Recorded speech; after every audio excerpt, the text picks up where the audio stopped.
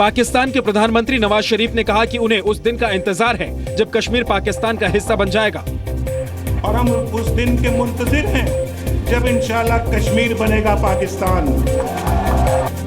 Heart surgery के बाद London से देश लौटे नवाज शरीफ की ये पहली रैली थी। कल ही मोदी सरकार ने पाकिस्तान को चेतावनी दी थी कि वो भारत के अंदरूनी मामलों में दखल न दे। राजनाथ सिंह ने भी कहा था कि पाकिस्तान भारत को अस्थिर करने की कोशिश में लगा है। तो पाकिस्तान के द्वारा इस बात पर आतंकी हाफिज सईद ने भारत को युद्ध की धमकी दी है। साथ ही कश्मीर में दुख्तराने मिल्लत की नेता आसिया अंद्राबी को अपनी बहन बताया। पाकिस्तान के गुजरांवाला में हाफिज सईद ने आसिया अंद्राबी और बुरहान वानी से फोन पर बात करने का दावा किया। हाफिज के मुताबिक बुरहान की मौत के बाद आसिया ने उसे फोन कर कश्मीर आने को कहा और बातचीत के दौरान 15 मिनट तक रोती रही। मेरी बहन आसिया इंद्राबी ने 15 मिनट तक रोकर मुझे फोन पे कहा कि मेरे भाइयों तुम कहाँ हो। तो मैं अपनी बहन आसिया से कह रहा हूँ, मेरी बहन हमारे हैं। हिंदुस्तान को अपना देश बताने वाले और पाकिस्तान की पोल खोलने वाले कश्मीरी नागरिकों को धमकियां मिलने पर केंद्र सरकार ने सख्ती दिखाई। कहा ऐसे लोगों की सुरक्षा से कोई समझौता नहीं होगा। ये निंदनीय बात है, चिंताजनक बात है और किसी भी तरह से समझौता नहीं हो सकता। यदि कोई भारत की जाए करता है, भारत वहाँ की जाए करता है, ये हमारा अधिकार भी है, दायित्व भी है। विपक्ष ने भी इसे गंभीर मुद्दा बताया। सरकार को बड़ा सख्त रुख अख्तियार करना चाहिए। कश्मीर सिर्फ कश्मीर नहीं है, देश का एक अभिन्न बहुत संवेदनशील जगह है। वहाँ हम इस तरह से धमकियाँ देकर या जोर जबरदस्ती इस्तेमाल कर उधर के लोगों को डरा नहीं सकते। जी न्यूज ने दिखाया था कि किस तरह असली कश्मीरी भारत से बेहद प्यार करते हैं, लेकिन उनके बयान के बाद अलगाववादी और आतंकी उनके खिलाफ हो गए हैं। जम्मू कश्मीर में बुलाई गई सर्वदलीय बैठक में मुख्यमंत्री महबूबा मुफ्ती रो पड़ी। सारे पार्टियों से कश्मीर के मुद्दे पर राजनीति न करने की अपील की। नेशनल कॉन्फ्रेंस ने बैठक का बहिष्कार किया। अगर मोदी जी कल ये फैसला करते हैं 6 महीने के बाद हमने एस्पा शहरों से हटाना है, कांग्रेस कहनी चाहिए बिल्कुल ठीक है, हम आपके साथ हैं। पाकिस्तान से बात करनी है, टेबल पे लाना है, कांग्रेस और बाकी जमातें कहने चाहिए हम आपके साथ हैं। और ये नहीं कहना चाहिए कि भाई आपने कल ये कहा था, आज ये कहा था। तो मैं आप सब लोगों की शुक्रगुजार हूँ। I am sorry. 14वें दिन भी कश्मीर घाटी में तनाव बरकरार है। सभी 10 जिलों में कर्फ्यू जारी है। 8 जुलाई से हो रही हिंसा में करीब 40 लोगों की मौत हो चुकी है। 3600 से ज्यादा घायल हैं। भारतीय वायुसेना के लापता विमान AN-32 का अब तक पता नहीं चला है। इसमें 6 क्रू मेंबर समेत 29 लोग सवार थे। आज सुबह 8:30 बजे विमान ने चेन्नई के ताम्बरम एयरपोर्ट से पोर्ट ब्लेयर के लिए उड़ान भरी थी। उड़ान भरने के 16 मिनट बाद विमान का संपर्क टूट गया।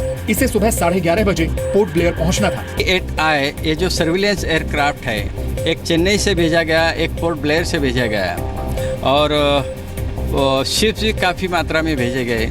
लापता AN-32 को ढूंढने के लिए नौसेना, कोस्ट गार्ड और वायुसेना का सर्च ऑपरेशन जारी है।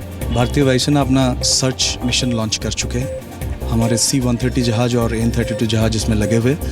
भारतीय नेवी और कोस्ट गार्ड का भी साथ हमें मिला है। लापता होने के वक्त विमान 30,000 फीट की ऊंचाई पर था।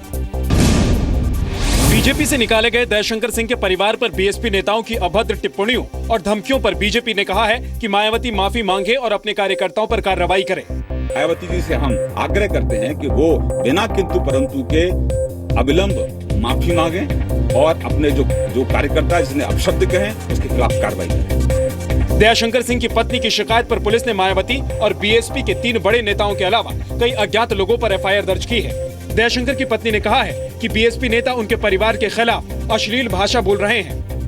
कंप्लेन करने में आई हूँ। बीजेपी कार्यकर्ता मेरे साथ हैं, बहुत सारे लोग मेरे साथ हैं जो मेरे बहुत करीबी थे, वो मेरे साथ हैं। पार्टी नेताओं और कार्यकर्ताओं के अलावा मायावती ने भी दयाशंकर के परिवार के खिलाफ बेहद संवेदनहीन बयान दिया।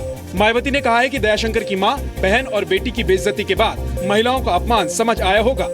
जब हम उनके बारे में बोलेंगे तो उनको लगेगा कि वो अपने आदमी को रोकेंगे, दयाशंकर सिंह को, कि जब तुमको खराब लगा है, उसकी औरत को खराब लगा, बेटी को खराब लगा है, तो बहन जी भी हमारी किसी की बहन बेटी है। दयाशंकर सिंह अब तक फरार हैं। उन्होंने बुधवार को मायावती पर अभद्र टिप्पणी की थी, जिसके बाद बीजेपी ने उन्हें पार्टी से निकाल दिया था। एपी सांसद भगवंत मान के खिलाफ दिल्ली में शिकायत दर्ज की गई है। उन्होंने संसद की सुरक्षा को दिखाता हुआ वीडियो फेसबुक पर अपलोड किया था। संसद में इसे लेकर हंगामा हुआ। कांग्रेस ने गिरफ्तारी तो बीजेपी ने सदस्यता रद्द करने की मांग की। आखिर में भगवंत मान ने माफी मांगी। अनकंडीशनल इसके लिए माफी का जो एक लेटर है मैंने मैडम स्पीकर को आपने दे दिया, मैंने नोटिस ऑफिस में दे दिया है, उनका तो पहुंच जाएगा। लोकसभा स्पीकर सुमित्रा महाजन ने कहा कि मान पर कड़ी कार्रवाई की जरूरत है। मामला गंभीर है और इस पर हम कोई ना कोई कार्रवाई जरूर मैं मानती होना चाहिए। कल भगवंत मान ने कहा था कि उन्होंने कोई गलती नहीं की है और वो आज भी वीडियो बनाएंगे। पीएम मोदी ने आज पूर्वांचल के सबसे बड़े शहर गोरखपुर को एम्स का तोहफा दिया और 26 साल से बंद पड़े फर्टिलाइजर कारखाने को फिर से खोलने की योजना की शुरुआत की। उन्होंने कहा कि जल्द पूर्वांचल को भरपूर बिजली मिलेगी और पीएनजी भी पहुंचेगी। गोरखपुर के हर घर में पाइपलाइन से, जैसे पाइपलाइन से पानी आता है वैसे ही पाइपलाइन से गैस आए। रैली में मोदी ने यूपी में बीजेपी सरकार बनाने की अपील की। कहा कि यूपी में अब दौड़ने वाली सरकार चाहिए। आपने दिल्ली में ऐसी सरकार बनाई, आपके लिए दौड़ रही है। लखनऊ में भी ऐसी सरकार हो जो आपके लिए दौड़ने वाली। पीएम मोदी ने गोरखनाथ मंदिर के दर्शन भी किए और महंत अवैधनाथ की प्रतिमा का अनावरण भी किया। दिल्ली के मुख्यमंत्री अरविंद केजरीवाल आज गुजरात के ऊना पहुंचे। पीड़ित दलित परिवारों से मिले, राजकोट के सिविल अस्पताल जाकर दलितों का हाल जाना और गुजरात सरकार और बीजेपी को दलित विरोधी बताया। पीड़ितों के लिए मुआवजे और सरकारी नौकरी की मांग की। जो लोगों को पीटा गया उनको सबको कॉम्पेंसेशन दिया जाए, उनको सरकारी नौकरी दी जाए। गुरुवार को कांग्रेस उपाध्यक्ष राहुल गांधी भी पीड़ित परिवारों से मिलने ऊना गए थे। शनिवार को जेडीयू नेता शरद यादव भी जाएंगे। 11 जुलाई को ऊना में 4 दलितों को कार से बांधकर पिटाई की गई थी। दलित युवकों पर गाय की खाल उतारने का आरोप लगा था। सुप्रीम कोर्ट ने घोटाले के आरोपों में घिरी मुंबई की आदर्श सोसाइटी को गिराने पर फिलहाल रोक लगा दी है। सुप्रीम कोर्ट ने केंद्र सरकार को आदेश दिया है कि वो 5 अगस्त तक सोसाइटी को अपने कब्जे में ले लें। सुप्रीम कोर्ट के फैसले के बाद आदर्श सोसाइटी में रहने वाले लोगों ने नाराजगी जताई है। 2-3 आइटम से प्रॉब्लम था कि एक तो कारगिल विंडो का है, वो भी खत्म हो गया। जमीन के बारे में था कि आर्मी नेवी की जमीन नहीं है, वो क्लियर होने के बाद अगर केंद्र सरकार पोजीशन लेती है तो मंत्रियों का सारा पोजीशन ले लेवे ना।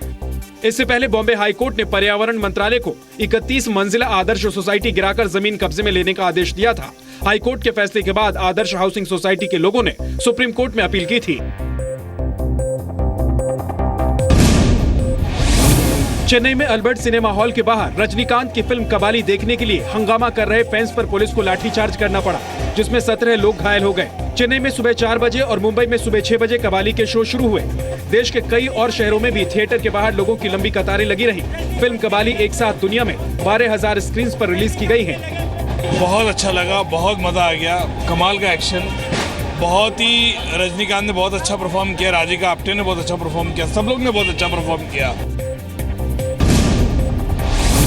अमेरिका में रिपब्लिकन पार्टी की ओर से राष्ट्रपति उम्मीदवार बनते ही डोनाल्ड ट्रंप ने हिलरी क्लिंटन के खिलाफ बड़ा हमला बोला है। हिलरी को आतंकवाद के बढ़ावे के लिए जिम्मेदार ठहराया।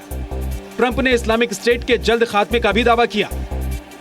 In 2009, pre-Hillary, ISIS was not even on the map. This is the legacy of Hillary Clinton. Death, destruction, terrorism, and weakness are going to defeat the barbarians of ISIS, and we're going to defeat them fast. Republican party ने 19 जुलाई को party की ओर से राष्ट्रपति चुनाव के लिए Donald Trump का नामांकन किया था। अमेरिका में 8 नवंबर को राष्ट्रपति चुनाव होने हैं। चुनाव में ट्रंप को डेमोक्रेटिक पार्टी की उम्मीदवार हिलरी क्लिंटन से टक्कर मिलने की उम्मीद है।